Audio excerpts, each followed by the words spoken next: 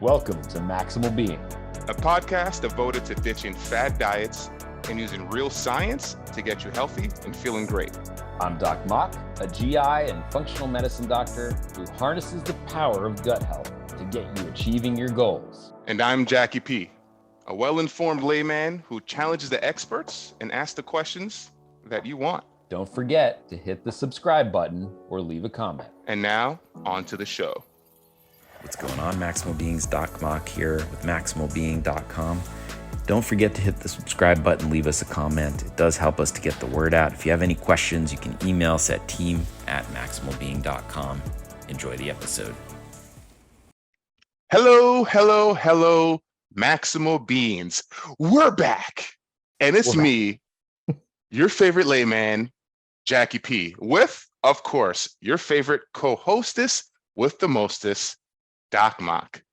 Dr. Mock, how are you today? Of course, radiant as ever. How are you? Yeah, Jacky P, I had clinic today, which may not be my favorite day of the week, but today I had a patient that I gave all of these beautiful lifestyle recommendations to. And this man took it upon himself and did everything. And he is just killing it. And I mean, if you want to be like inspired as a doctor and you walk in and you say, hey, stop smoking, let's eat this way, try taking turmeric. And if you get one of those things, you're like, yeah, but this man is like, stop smoking, eating a Mediterranean diet, lifting weight. Like he's just rocking it. So props to that guy, and his pancreas will thank him later. So I am enlightened and I am inspired today. That is amazing. As two people who give advice as a profession, it's very happy to be like, hey, listen, you came to see me to take advice, and it is refreshing. Yeah. It is refreshing. It's probably like you saying like a few months ago, don't go crazy and dump all of your investments. And the people are like, all right, I think I'm going to listen to this guy because he's friggin' Jacky P, Yeah, like, exactly. So I love it. And speaking of refreshing, I like around this time of year, iced tea. It's one of my things. I love sweet tea. I know you're not supposed to have sweet, sugary tea, but I drink green tea as well, and I drink white tea. And also, speaking of a prior guest, I just off of a 3-day Koso cleanse. I'm still rocking Koso. They don't pay me to do this. They don't pay me. This is just something I liked. But that brings us to today's guest. So I'm excited because, first of all, we're going to get to Jenny Tse. I ruined it. Okay. Right. Founder of Sipping Streams Tea Company. And we're going to talk about tea. And also, we're going to talk about Jenny's background, because she's been bouncing all over the map here, looking at where she was born and raised and everything, but we'll get into that. But before we start, Jenny, how are you today? I'm great. I actually am very great. It's another beautiful day here in Alaska, and in a summer day. We just had summer solstice. Ooh. So technically we're losing daylight again. And so it's a little sad, but we have 24 hours of sunlight right now. So I mean, lots of vitamin D. That's wild. Whoa. I was going to ask that. I was like, is the summer solstice, because I know the days are longer, nights are longer there. So you have 24 hours of daylight. I don't want to derail, but how do you cope? How do you function with that? Well, I think it's because I grew up here. So I actually do better not having darkness. Or if it's the winter time and we have 24 hours of darkness, like I just acclimate to it. I don't take my cues of how I should feel or when I should go to bed from the sunlight. It's more of like an internal meter of like what's going on. And so with 24 hours of sunlight, time is just time. But I mean, it's nice that it's nice light out, but I can sleep when it's light. I don't have any blackout curtains or anything like that. So I find sleeping in sunlight, like if I was on a beach and just like laying there on the beach, I'd be conked out. Like it's just too much light and it like puts me to sleep. So yeah, it's, for me, it's not a problem, but I grew up here and my whole family's like used to that. We just didn't grow up with blackout curtains, but family members who'd visit, we'd make sure we got like really dark shades and stuff like that for them because they're not used to it. So yeah. That is pretty cool. And Alaska is on one of my bucket list excursions. So maybe after this we'll talk about the places to go and times to go. Because I don't know, I'm a sunshine person. I'm from Florida, but I don't know if I can do 24 hours of sunshine. I do not like the nighttime, which is But A lot of good things happen in the nighttime. This is true. Yeah, this is true. A lot of good things. Yeah. And we'll leave it there. We'll leave it up to your imagination to imagine what those things are. Are you a healthcare practitioner searching for a comprehensive solution to streamline your patient referrals and improve collaboration with other practitioners? Look no further than Rupa Health, the ultimate platform for integrative and functional medicine practitioners. As a healthcare practitioner, I've struggled with the traditional referral process for labs. It's time-consuming, inefficient, and often lacks the necessary communication between providers and patients. But ever since I started using Rupa Health, everything has changed. That's right, Rupa Health is revolutionizing the way that practitioners connect and order lab work with their patients. Their advanced platform allows you to effortlessly send and receive patient lab referrals and secure their information, sending them the kits directly. This makes the communication directly with other patients and practitioners easy to take care of. I can't stress enough how much time and energy Rupa Health has saved me. With just a few clicks, I can easily order lab work and track their progress, and then I receive the results directly into my inbox, which I can send to the patients automatically with recommendations. Absolutely, Rupa Health's extensive network of lab testing and curated, integrated, and functional medicine testing allows practitioners to receive the highest quality of care and dedicate their practice to a patient-centered, holistic approach which aligns perfectly with the values of healthcare in a functional medicine practice. Plus, Rupa Health provides you with excellent customer support.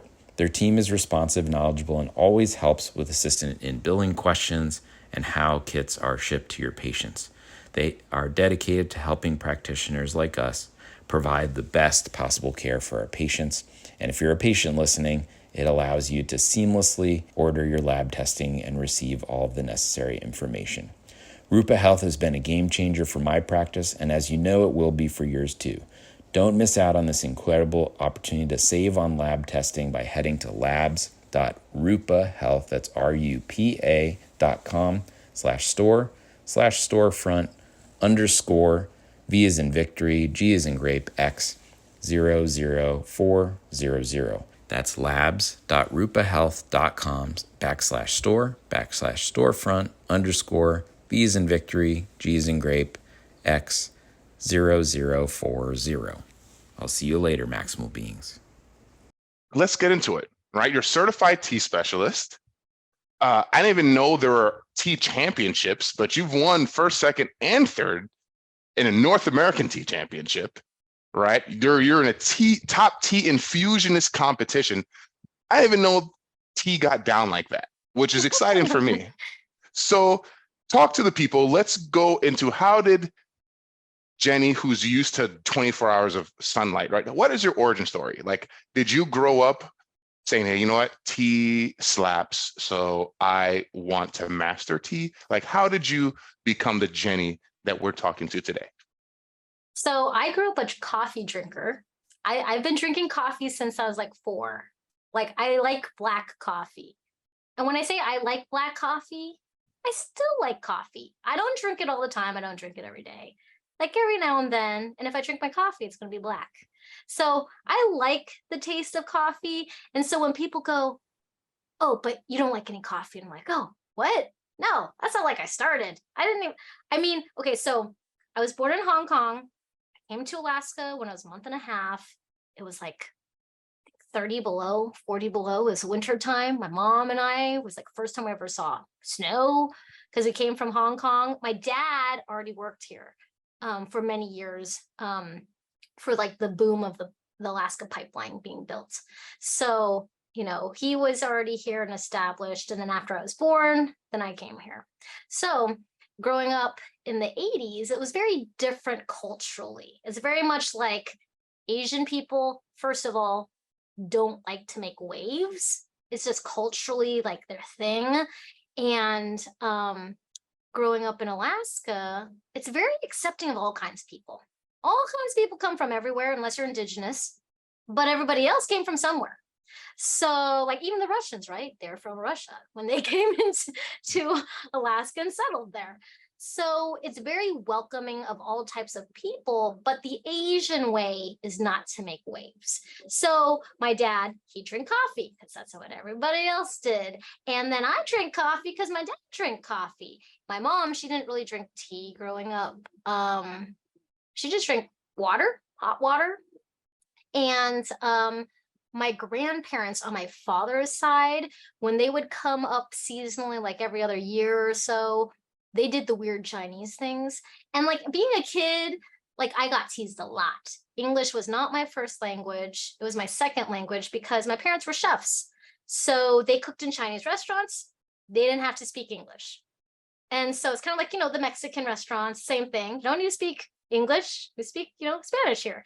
So we did the same thing too until I had to go to public school where I'd get teased because my parents are speaking to me in Chinese. I'm like the only Chinese person in my class, and there's not a lot of Asian people here anyways. So I just wanted to fit in, like very much so. I'd get my Chinese food, go to school, and all the kids make fun of my food. Like I very much relate to like that movie, My Big Fat Greek Wedding, where all I wanted was like white Wonder Bread. I mean, it's totally unhealthy for you, but I'm just saying I just wanted to have like hot lunch. Like, why couldn't I have like pizza and mac and cheese? And my parents were like amazing chefs, like 5-star restaurant chefs. So they're just like horrified that I'd want like pizza or mac and cheese. They're like, why would you want that? Like we cook like these like amazing dishes. And I didn't know that I was so blessed to be in this family because all of my cousins that I had met later on when I was already in college, they did not eat like a 5-course meal for dinner every night, where my family did. Like, I'm like, oh, you got some meat and some rice. I'm like, where's all the other stuff? But they're like, your dad's a professional chef. You know that, right? I'm like, oh, yeah, I know that, but I just didn't see the difference. So not growing up around other Chinese people, just assimilating, drinking coffee. But as a kid, I guess that was weird because all my dad's friends thought it was strange that his child was drinking coffee. But I think because like in Asian cultures, kids drink tea, adults drink tea, it's very normal. So I didn't get into tea until my last year of college, when I was studying athletic training, and tea was the cheapest thing on the coffee shop menu. So it was more of a budget reason of why I started drinking tea. And then a bunch of people started asking me all these questions about the health benefits of tea as if I was like a tea drinker all of a sudden. I'm like, have you seen me drink tea for the last 4 years? Like ever? I'm not a tea drinker. I don't know anything. But I was going into athletic training and physical education, teaching K through 12. So you ask a person who's like education minded questions, they usually pretty excited to go find answers for you. So that's what I did. I'd go and do my own research, go and look in the Journal of Sports Medicine or whatever and be like, oh, here's a case study on tea. And so then I would tell my friends what I learned.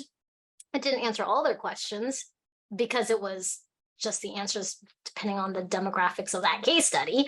So, and that's kind of where it started. And people were like, oh, you need to talk to Jenny. She knows about tea. Tea, I'm just trying to look up the answers. I really like that you get the scientific literature to the point where like that if you read one case study on something that it doesn't correlate to all populations, which is such a problem with like all medical literature predating maybe the 1990s, is it's all like one demographic or another, so thank you for sharing that with our listeners. Oh yeah, because everyone is different. And like you guys have said before, not all diets fit one person, one type of person. There's different things, different needs, from our DNA to our daily activities to our surroundings. I mean, I have tons of vitamin D right now. it's not going to happen in 6 months. It's going to be like none, because it's going to be completely dark. So. And also, I wonder where the pizza and macaroni and cheese kids are right now. I guarantee they don't have a degree in sports medicine, right? I don't remember any of my classmates eating a bunch of pizza, macaroni, and cheese. I do. Yeah, I do too. Yeah. So you're a senior in college. You start drinking tea, right? Because of budgetary constraints. Walk us through, I guess, your friends start asking you about the benefits. You start looking into the benefits. Did you have like an aha moment? Was there like a moment? Because typically there's dichotomy, right? There's the tea drinkers and then there's the caffeine people, right? Very few folks are okay with both. Like myself, I like both. I need want a hot drink, I'll have either or. But like, did you remember maybe a moment saying, hey, you know what? There's research here, and maybe there's something more here that I want to dig into? Was there something more here that I want to share with the world? Like, did you have a moment like that? Yeah, I think it was not while I was in college. So I was in college. I'm just trying to find answers, like it's all information. I'm open to not knowing and open to receiving and learning. And when anything that you go into, you just don't know what both sides of it, right? The case study, like what type of people were it. Like most of my case studies were on Scandinavian men, age about 50 to 60 years old. I'm not Scandinavian, Yes. nor am I a man. And so, Yes. and I am definitely not that old. So maybe it doesn't work for me. But at the same time, when I moved back to Alaska, I worked in physical therapy. So I worked at a physical therapy clinic. And like I said, we have all sorts of people who come from all over the place here. And a lot of my patients were in the military because our physical therapy clinic was very close to the military base. And actually both of them, the Air Force and the Army. And so I'd have a lot of patients that I would deal with who were from, the South, or, like, well, a lot of them were from the South that I remember: Arkansas, Georgia, and the ones in Alaska, like the local patients, like Alaska is a coffee drinking state. Most people drink coffee here. So I would have my Lipton tea bag, nothing fancy. It was just whatever was free at the clinic, in the break room. And I just take out my Lipton tea bag, and every time I had my, unfortunately, styrofoam cup of Lipton tea bag, a patient would say, "Oh, you're a tea drinker?" And then start talking to me about X, Y, and Z about their experiences of tea. And I was like, I'm actually not really a tea drinker, but I'm going to let you tell me your story. Yeah. Because they didn't let me actually answer. They just go into, "Oh, you're a tea drinker? Oh, I remember drinking tea in the South with my aunt on the porch, and I made sun tea. Have you had sun tea?" And they would just tell me everything. Granted, I'm there to do their, physical therapy, like their therapy on them. So I'm not here to really tell them anything. But every single time I had my Lipton tea bag, people just tell me about their life story around tea. And I was like, that was my aha moment, was when I started to realize that they identify me because of a tag hanging out of my cup. I didn't actually answer or tell them anything. They just assumed, but they have some sort of like really personal, intimate truth about themselves connected with this beverage that they just want to share with me. Like an unspoken like secret society, right? Because you know how there's like the coffee drinkers and then there's the tea drinkers. And tea drinkers just start talking to each other, even if they're like strangers. You go into a coffee shop, say you went into a Starbucks, right? It's going to start talking to you because you're drinking some Starbucks. They all just kind of like do their own thing on their laptop or whatever. So that's like the biggest aha when I realized there was a difference in the culture of a tea drinker versus a coffee drinker. Interesting. That's interesting. I would say I've had similar experiences. I've actually today ordered tea instead of coffee because I was on the last day of my cleanse. And I just heard someone basically, I'm paraphrasing, was just like nice, like, you know, like, oh, someone like drinks tea instead of coffee. So interesting. So, you know, you mentioned your compostable cup, right? And you know, I know about, you know, your organization and sustainability with your packaging, and you know, and I think if I say it's wrong, please correct me, but like a geothermal or solar powered tea farm or something, like the first Yeah. geothermal. So how did that come into play? Like what did you like, was that something that also like almost this tea inspiration that you have, like folks are, I felt like the universe was telling you, Jenny, tea, come to the tea world, right? Because everyone's asking you and telling you about their tea experience. Was that the same with your geothermal tea farm, or was it something that you had the intention, said, hey, you know what, I want to make sure that we're being more sustainable? Like, how did that come about? Yeah, definitely the universe calling me for all of the above. Okay. I went to college hoping, well, in high school, it was like, oh, I'm gonna be a doctor. And then, but I was really into athletics. So like a high school teacher was like, you might think about athletic training. And I'm like, what's that? Mm. Because I want to be an ER doctor. I love like emergency response and stuff like that. And they're like, you get to do that, but like in athletics. And I was like, oh, that's cool. And I love kinesiology and physical therapy and just like biomechanics and stuff like that. I'm very like math science brained. And so like the moving in the whole tea thing, it was like more and more people, even when I worked at the physical therapy clinic, they would say, you should start a tea business. And I'm like, what? Who's going to do your ultrasounds? Like, like who's going to do your physical therapy? If I'm not here, then I won't be doing it. It'll be somebody else. Like, you want me to leave? Like, Yeah. for me, it was almost like, not like offensive, but it was like, am I not doing good enough job? Like, you don't want me here? Kind of thing. But it was, I understand people are like, you're so good at this. And I'm like, I'm not good at anything. I'm just like excited to share with you what you're wondering about, right? I love answering people, helping people, really just helping people find the answers, solutions that are towards what they're interested in. And so, that's essentially how my tea journey began. And then after that, I taught English in Hong Kong. After I worked at the physical therapy clinic, just to like heal a little bit of my cultural identity, because like a person from Hong Kong usually looks like a supermodel.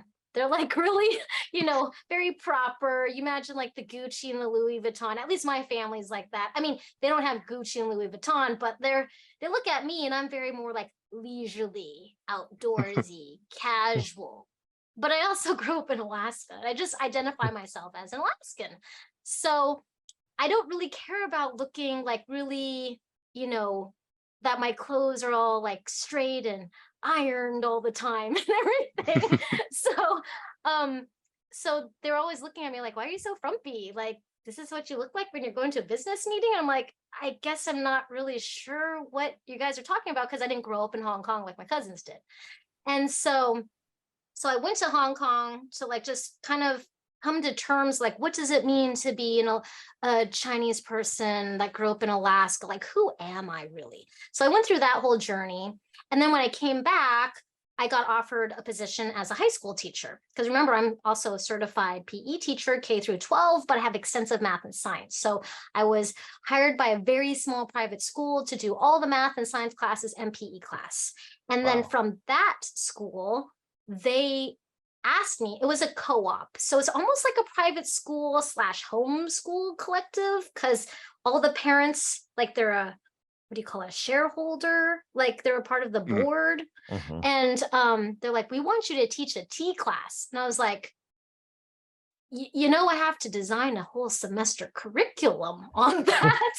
Yeah. They're like, yeah, you can do it. You're really knowledgeable. And I was like, okay. So I started designing a whole curriculum, and, then I had a semester long tea class. And so it was kind of like, it wasn't my idea. I was just at one of the school board meetings, and they're like, can you do that? I think my child would benefit from like the opportunity to learn from you. And I was like, okay, I will try my best. And good teachers, like we talked about in the beginning, or good doctors, they're open to not knowing everything, but are flexible in receiving the possibilities of what's out there, right? Yep. And so that's just kind of how I went. And then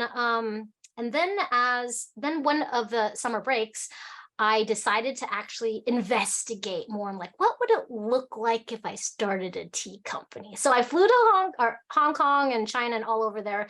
And I essentially made my own personal tea tour. I am from Hong Kong, so I don't speak Mandarin, like what the main dialect of China. So I actually had to hire a translator, and he was white, 6 feet tall, very weird because like I'm a Chinese person in China. I can't speak Chinese, but I can speak French. That's why I knew about your last name, because it took 4.5 years of French. Nice. And one of the very first tea farms I went to, one of the tea engineers, he studied about the horticulture of the tea plant in France. And so my translator was like, you should speak to him in French because you can't speak to him in Chinese. So I was like, oh, this is very odd. So, but you're just kind of flexible and open to like the possibilities, right? So anyways, when I was going to China, I actually got laid off from the school because there's only going to be 5 kids coming back the next year. Like not enough to have 2 full-time teachers. So I didn't take it as like offense, I was just like, all right, I guess I'm doing this tea thing since I'm already going to China. So, and so that's why I say like, you're kind of right. It was like the universe has like steered me, and with like this flexible mindset of adapting to the opportunities that are given to you. That's essentially like how my whole tea career has come about. Now I've been in business for 16.5 years. The geothermal part was I have a tea education program called the University program. I love a good pun. And my tea students, it was COVID. So I had canceled my tea tours, and I sent all of my tea students a tea plant in the mail. How gardening and, taking care of plants was really big during COVID. And so I mailed every tea student a tea plant. And that way I could show on the plant, the stock of the plant, where you would pick, what kind of plants, what kind of tea you would make, why you would pick it the way that you would. And so they started asking me, I know you're really busy, Jenny, but when are you going to start a tea farm? And I was like, what? That's just crazy. And every time I say something like that, the universe has other plans for me. So I start a tea farm in Alaska. And my husband's like, so what would it take to start a tea farm?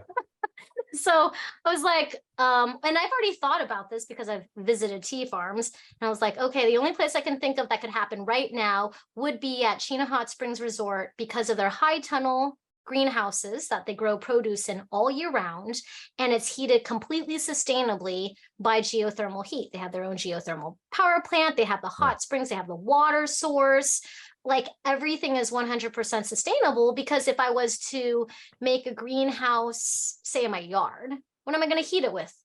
Wood? Charcoal, fuel? Like, how sustainable does that look, especially in the tea industry? If you're going to take something away from its natural environment of when it's going to like essentially rejuvenate that place, I just feel like, things like fossil fuels and stuff don't really, encourage or have like a symbiotic relationship with that thing. Like, so we know the owner of the resort, and my husband was like, well, then just pitch him your idea. And I was like, pitch him my idea? Like, this guy is like a multimillionaire and he owns all these different businesses. I don't have time for that. I mean, he doesn't have time for that. And I don't think he's going to have time for me. And so when he did call me back, he was like, let's do it. And I was like, oh man, now I got to start a tea farm. Jenny, the universe has brought you kicking and screaming through this entire thing. No matter how hard you try to ignore the signs, you were meant to have a tea farm and start a tea business. Apparently Don't so. fight fate. Yeah. Are you looking for high-quality, evidence-based supplements to support your functional medicine practice? Look no further than FullScript, the leading platform for healthcare practitioners to prescribe and order professional-grade supplements. As a functional medicine and gastroenterology doctor, I trust FullScript to provide me with a wide range of high-quality supplements that meet specific needs of my patients. Their extensive product catalog includes trusted brands, ensuring that I have access to the best options for my patients' health. That's right, FullScript offers a comprehensive selection of supplements, including vitamins, minerals, botanicals, and specialty formulations, all sourced from reputable manufacturers. Plus, their rigorous quality control ensures that you're getting products that meet the highest quality standards of purity and potency. And what I love most about FullScript is the convenience it offers. With their user-friendly online platform, I can easily browse, prescribe, and manage supplement protocols for my patients. It saves me valuable time and streamlines the ordering process. Absolutely, FullScript makes it easy to create customized protocols for your patients and track their progress. Plus, they handle all the logistics from inventory management to shipping, so you can focus on what matters most, providing excellent care to your patients. So if you're ready to take your functional medicine practice or wellness to the next level, visit us.fullscript.com/welcome/maximalbeing. That's us.fullscript.com/welcome/maximalbeing to receive your 15% discount on customized supplements and check Maximal Being standardized protocols for gut health. FullScript has been a game changer for my practice, and I know it will be for yours. Don't miss out on this incredible resource for functional medicine practitioners and patients alike today. So, okay, so you have the tea farm running, it's up and running, and let's talk about tea now, right? Because, you know, we all know people that drink tea, and we know there are a lot of benefits.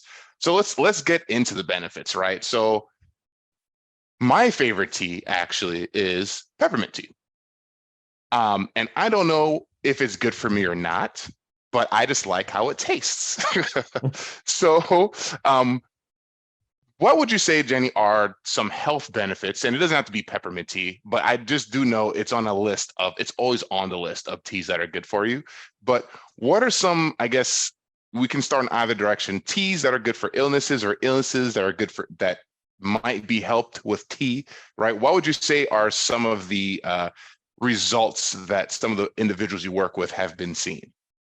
Yeah, so it's really interesting how I was saying in the beginning how tea is so much more than like just a substance, right? Like a supplement.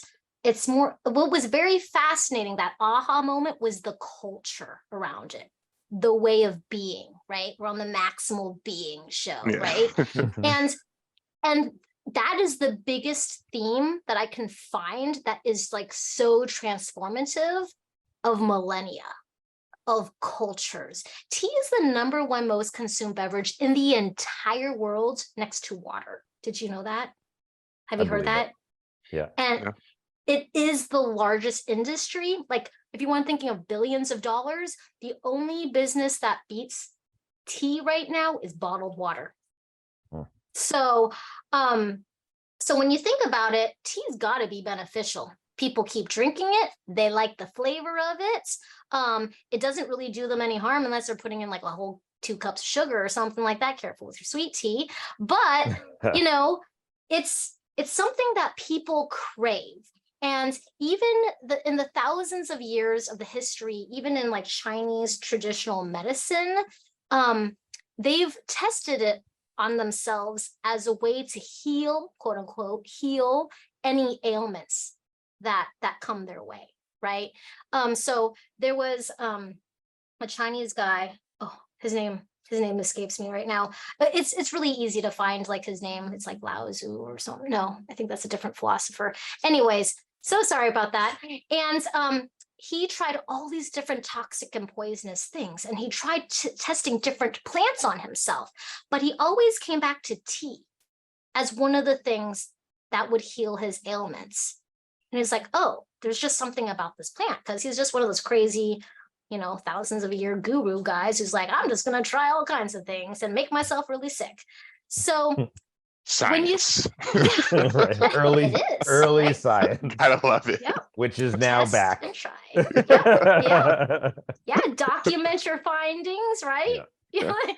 And so tea is 99.9% water. And we know that water is extremely healing. In fact, your body needs water. So when you think about the hydration of tea and the mental capacity of like thought, action, hydration helps you think, right? For your brain to work, for your body organs to be optimized. So just the fact that you're drinking mostly water is super powerful. Then you have this medium of a plant, whether it's going to be peppermint, whether it's going to be hibiscus, whether it's going to be rooibos, or whether it's actually going to be the tea plant. And when I say tea, I mean the Camellia sinensis plant that makes up the 5 main categories of tea, which are white, green, oolong, black, and pu'er. They're all from the Camellia sinensis plants. Everything else, peppermint, chamomile, hibiscus, rooibos, that would be considered a tisane, which is a French word for herbal infusion. And those have completely different benefits. So when you're talking about the plant, just like when we talk about gut health, there are so many different things that do different things. So when I just talk about the tea plant itself, the Camellia sinensis plant, there are very powerful, well-documented components of that plant and how they help the body. Some of them is, one of them is one of the many antioxidants that are in the tea plant called ECGC. I can't say the whole word. It takes me a while to practice the whole giant chain of words. Yeah. But for a long time, you might have seen that in the grocery store like 10 years ago, like powerful ECGC, includes ECGC, like Snapple's got it on the label, Lipton, whatever, all of those ready to drink things. And they're marketing it because there's a lot of research that that one antioxidant, polyphenol, flavonoid, whatever you want to call it, this huge chain that's complex, is non-cell specific. And when I say non-cell specific, it means it does not discriminate. Any cell that it touches, it creates a barrier around it to help it from being broken down, for a while, because we get wear and tear on our bodies. So it's so powerful because any type of cell that it protects or wraps around, that means it's anti-aging, anti-cancer, right? It's because you're not letting that cell get damaged and multiply in a not healthy way. So, and that's why there's so many of these other benefits that come from it, because you're breaking it down to the science of that one antioxidant type. Now there's many antioxidants in the tea plant, but that's one that's very famous, is that ECGC that covers all your cells. Well, not all your cells, but any cells in your body. And so if you keep cleansing yourself with tea, drinking that tea, and like every day, and I'm talking about the Camellia sinensis plant specifically, you're rejuvenating the protection of your cells, whether it's in your gut, whether it's your cardiovascular cell, whether it's, a cell in your hair, your eyeball, whatever it is, right? All those cells. And that water transports in the whole entire part of the body. That's another thing that's like non-cell specific, you might say, is how the importance of hydration, of H2O, is to your entire system. So when you break it super, super, super down to the fundamentals and what tea is, that is one of the most powerful things. And another thing that's in tea that's super powerful, and a lot of people who are new tea drinkers might not realize but are benefiting from, is an amino acid called L-theanine. And you've probably heard of L-theanine. It's a calming component. So you get this balance of the yin and yang in there. Like tea itself, good high quality tea like matcha, or early season picked white tea, may have extreme high amounts of caffeine. And if you're a tea newbie drinking all these high-end teas and you don't feel jittery like you do with coffee, it's because it's also got a lot of L-theanine in it, which occurs in any green leafy plant, but not the coffee berry pit. It's not a green leafy plant. So L-theanine, it's going to be in your romaine, it's going to be in your kale, it's going to be in your spinach, any green leafy plants. And tea, the Camellia sinensis plant, is purely just green leafy parts. And so that's why you get a lot of L-theanine. And the Camellia sinensis plant has one of the highest concentrations of that amino acid that calms and relaxes your body. So all you got this energy in your head, the caffeine, if you got good quality tea that you're drinking, but like you feel like almost enlightened. That's why there's ancient poems in Chinese that talk about the 7 cups of tea and how, it progresses and how you feel and how tea makes you feel. It's not that it just makes you feel a certain way, it's actually doing it to your body. Super cool. I didn't know that cool. L-theanine was in tea. I learned something. That was fascinating. And you'll be so proud of me. One of the things my patient did is start drinking green tea because there are tremendous benefits for pancreas health and pancreas cancer prevention. So wonderful. Good job, patient. High five to you. Yeah. If you're listening, we're all proud of you here. Yeah. The content included is not intended to be used as medical advice, and viewers should consult their physician or healthcare provider should they have additional questions. The viewers should not rely on information contained in these presentations for immediate or urgent medical needs. Additionally, if you think you have a medical emergency, call your physician or go to the emergency department or call 911 immediately. Never disregard professional medical advice or rely on seeking medical care or delay medical care due to information contained in this presentation. What's going on, Maximal Beings? Doc Mock here. If you haven't done so already, leave us a comment and hit the subscribe button. Let your friends and family know. That way we can get the word out and continue to bash the bro science.